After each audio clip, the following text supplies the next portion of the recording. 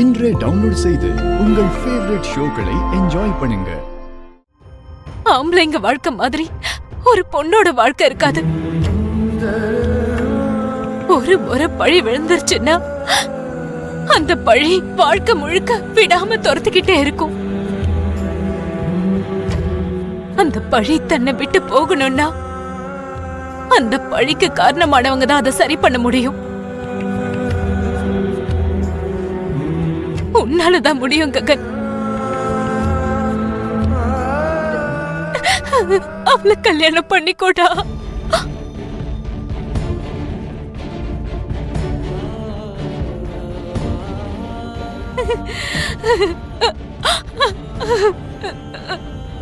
அவ கழுத்துல 3 முடிச்சு போட்டு அவளை உனக்கு சொந்தமாக்கிக்கடா. உன்னை கையெடுத்து கும்பிட்டு கேட்டுக்கிறேன்டா.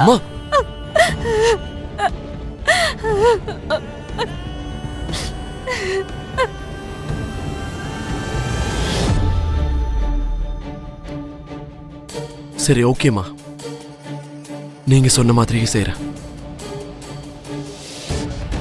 நான் பூமியை கல்யாணம் பண்ணிக்கிறேம்மா. இங்க பாருப்பா ககன், நிஜமா தானே சொல்ற? நீ இப்ப சொன்னது கடைப்பிடிக்கணும். நான் போய் பூமிக்கு தைரியம் சொல்றேன். கொஞ்சம் இருங்கம்மா, நான் இன்னும் முழுசா சொல்லி முடிக்கவே இல்லம்மா. பூமியை கல்யாணம் பண்ணிக்கிறேன்றத நான் மட்டும் ஒத்துக்கிட்டா போதுமாமா?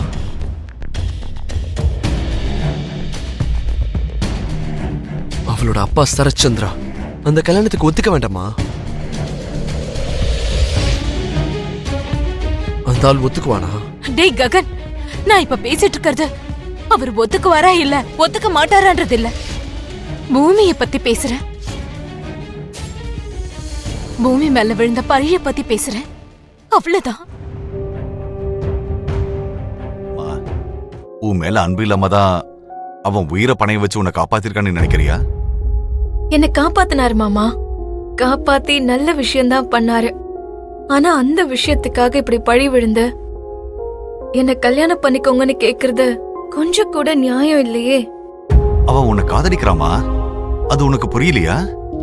நான் அப்பாவோட பொண்ணா இருக்கிறதுனாலதான் அவரு என்ன அந்த வீட்டை விட்டே வெளியில அனுப்பி வச்சாரு. அந்த விஷயம் உங்களுக்கு ஏன் புரிய மாட்டேங்குது மாமா? கல்யாணங்கிறது அன்பால நடக்கணும் மாமா. காரணங்களை காட்டி அப்படி பண்ண நினைக்கிறது கல்யாணமா இருக்காது. நான் அவரை கேட்க மாட்டேன் மாமா. நீங்க கொஞ்சம் அப்பாவை பாத்துக்கோங்க, நான் இதை இப்பவே வந்துடுறேன். பூமி, இவங்க 2 பேருக்கும் கல்யாணம் ஆகணும் தான் நான் இப்படி ஒரு விஷயத்தையே பண்ணேன். எப்படியாவது இந்த கல்யாணம் நடக்கிற மாதிரி பாரு கடவுளே. நாங்க 2 பேரும் ராத்திரி முழுக்க ஒன்னா இருந்தது வெளியில எல்லாருக்கும் தெரிஞ்சிருச்சுன்னு நாங்க கல்யாணம் பண்ணிக்க மாட்டோம். கல்யாணம் நடக்கணும்னா முதல்ல அன்பு இருக்கணும். சரத்சந்திராவோட பொண்ணுன்னு தெரிஞ்சதுக்கு அப்புறம்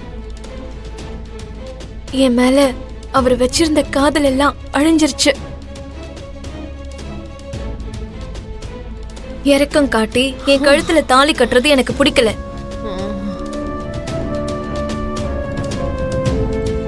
சோ இந்த கல்யாணம் நடக்காது. சந்தோஷம் தானே?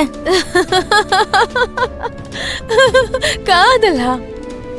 மாமாக்கு உன் மேல இல்லையா? மாமாக்கு மேல மலை அளவுக்கு காதல் இருக்குடி. அது மூஞ்சிக்கு தான் தெரிய மாட்டேங்குது. சரி விடு.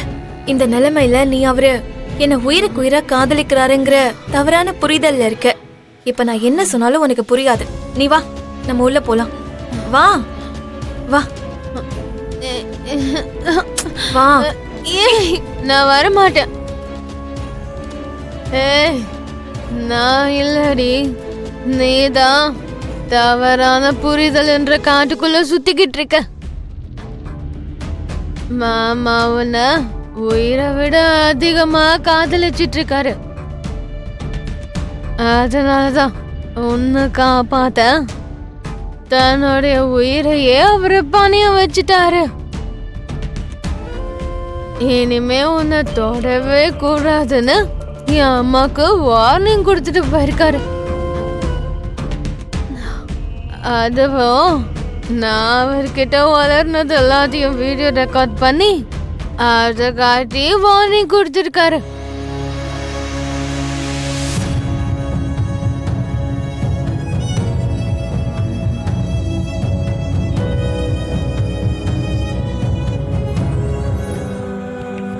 என் மாமாவும் உன் மேல வச்சிருக்கிற காதல் அதே மாதிரி தான் இருக்கும்.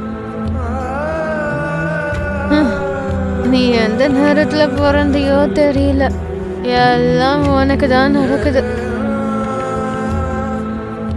He loves you a lot. He loves you a lot.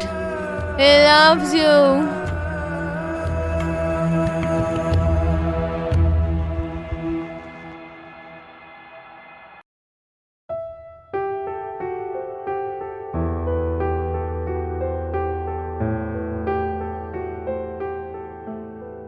ஆனா அவ அந்த சரச்சந்திராவோட பொண்ணுங்கிறது தான் உன் காதலுக்கு நடுவுல ஒரு செவரா இருக்கு. ஆனா இப்ப நீ யோசிக்க வேண்டியது அந்த சரச்சந்திராவை பத்தி இல்ல, பூமியை பத்தி.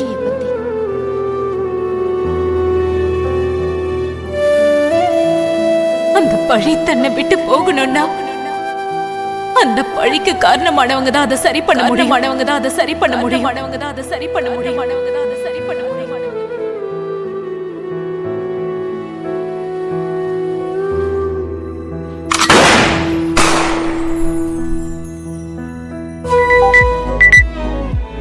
ஹலோ. என்ன சார், தூக்கம் வர மாட்டேங்குதா? தூக்கத்துல தான் நான் பேசிக்கிட்டு இருக்கேன். என்னன்னு சொல்லு. பாரா, இப்பெல்லாம் சாருக்கு ஜோக் அடிக்கலாம் வர தெரியுது. பூமி, என்ன கடுப்பேத்தாம என்ன விஷயம்ன்றத சொல்றியா? உங்களை உடனே பார்க்கணும் போல இருக்குங்க. என்னது?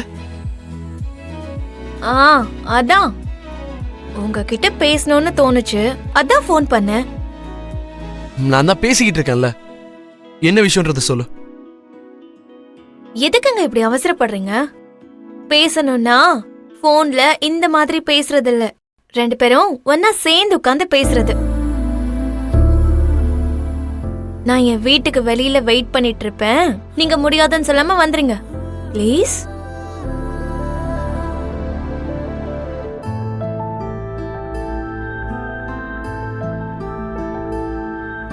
சரி, வரேன்.